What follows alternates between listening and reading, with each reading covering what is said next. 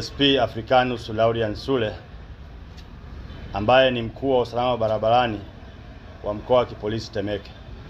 Lengo la kukutana hapa ni kushare changamoto zilizopo kwenye maeneo yetu, lakini kuboresha utoaji wa elimu kwa madereva tunaowafundisha, lakini zaidi ya hapo kuweka mpango mkakati wa pamoja wa kuhakikisha kwamba tunaondokana na tatizo la ajali kwenye eneo letu. Elimu tunayotoa inawezekana ni dhaifu, inawezekana haikidhi vigezo.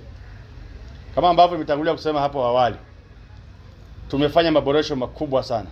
Kikosi cha usalama barabarani makao makuu kimetoa syllabus nzuri, kimetoa masomo ya kufundisha mazuri, tumeboresha eneo hilo, na kwa sasa ndio maana unaona tunaita wadau wa usalama barabarani shule za udereva.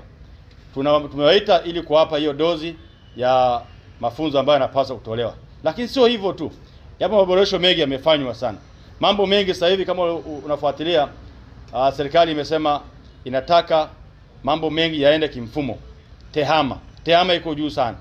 Na kwa maboresho hayo ya tehama kama alivyoelekeza Mheshimiwa Rais wa Jamhuri ya Muungano wa Tanzania, sisi kama polisi tumeshahamia tehama.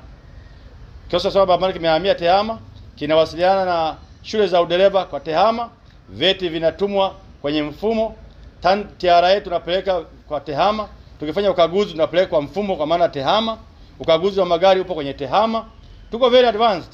Kwa hiyo kwa jinsi ambavyo tumekuwa very advanced, na hata masomo yetu yameboreshwa. Na sio hayo tu. Serikali inapeleka watu wakasomee mpaka nje ya nchi. Paulo Humbi ni naibu mkuu wa chuo cha bandari upande wa mipango, fedha na utawala.